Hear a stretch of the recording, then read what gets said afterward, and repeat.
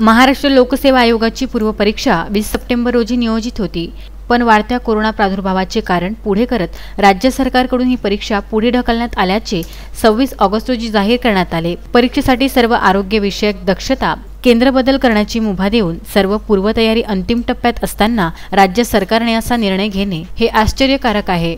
यामुळे स्पर्धा परीक्षांचा अभ्यास करणाऱ्या लाखो विद्यार्थिनींना मोठा धक्का बसला आहे। यामुळे त्यांच्यामध्ये नैराश्याची भावना निर्माण झाली आहे। एकीकडे राज्यात सर्व गोष्टी पूर्वपदावर आणण्यासाठी मुख्यमंत्री उद्धव ठाकरे हे वारंवार अनलॉकच्या घोषणा करत असतात, पण बरोबर शैक्षणिक भवितव्याला त्यांच्यानुसार काही किंमत असल्याचे दिसत नाही। कारण जर सर्व काही पुन्हा सुरू होत असेल तर परीक्षा व पदभरती यालाच आडकाठी का? अशाने होणारे नुकसान हे भरून येणार असेल। परीक्षा पुढे गेल्याने लाखो तरुणांना पुन्हा परीक्षा देण्याची संधी वयोमर्यादा संपल्याने मिळणार नाही, याबाबत कुठलेही स्पष्टीकरण राज्य सरकारने दिलेले नाही। एखादा निर्णय घेत असताना त्याची संपूर्ण माहिती न देता अर्धवट माहिती देऊन तरुणांच्या मनात संभ्रम निर्माण करणे राज्य सरकारच्या सवयीचे झाले आहे। एमपीएससी परीक्षेबाबतही असाच अस्पष्ट निर्णय घेण्यात आला आहे।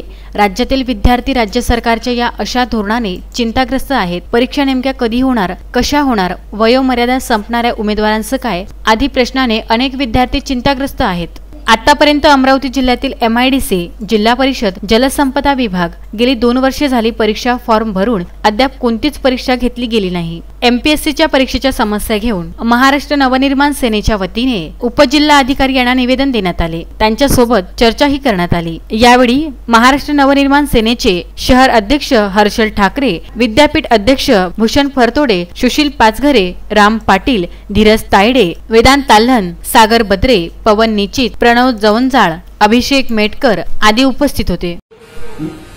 जय महाराष्ट्र। मी हर्षल ठाकरे, शहर अध्यक्ष मानवी से अमरावती। आज महाराष्ट्र नवनिर्माण विद्यार्थी सेनेतर्फे माननीय मुख्यमंत्री महाराष्ट्र राज्य यांना एक निवेदन देण्यात आले। जे महाराष्ट्र लोकसेवा आयोगाची पूर्व परीक्षा आपण 20 सप्टेंबरला नियोजित केली होती, ती परीक्षा आपण 26 ऑगस्टला एक पत्रक जाहीर केलं की आपण ती पुढे ढकलली। ती परीक्षा घेण्याची म्हणजे सगळी तयारी अंतिम टप्प्यावर आलेली होती। विद्यार्थ्यांचं आरोग्य लक्षात घेता ती परीक्षा कशी होणार काय याचं पूर्ण नियोजन झालेलं होतं।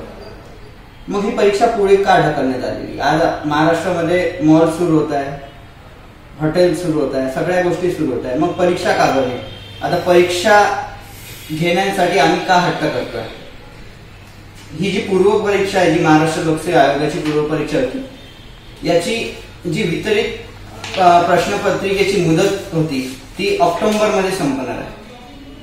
ऑक्टोबरच्या आधी परीक्षा झाली तर खूपच चांगलं, ऑक्टोबरच्या नंतर परीक्षा घेतली तर परीक्षेची प्रश्नपत्रिका ही सेट करणे हे पहिलेपासून सगळं सुरू होईल। यात डबल 5-6 महिने आहेत। 5-6 महिन्यामध्ये जर एखाद्या विद्यार्थ्यांची वयोमर्यादा संपली तर त्या विद्यार्थ्यांकरता काय आहे? एखाद्याची वयोमर्यादा संपली तर त्याला ती परीक्षा देता येणार नाही, त्याचा नुकसान आहे। आज अमरावती जिल्ह्यामध्ये मागच्या 1.5-2 वर्ष आधी विद्यार्थ्यांनी फॉर्म भरलेले होते, त्यामध्ये स्थापत्य जे होते आपले जलसंपदा, जिल्हा परिषद, MIDCच्या जागा विद्यार्थ्यांनी जवळपास 30-40 हजार विद्यार्थ्यांनी अमरावती जिल्ह्यातील फॉर्म भरले होते।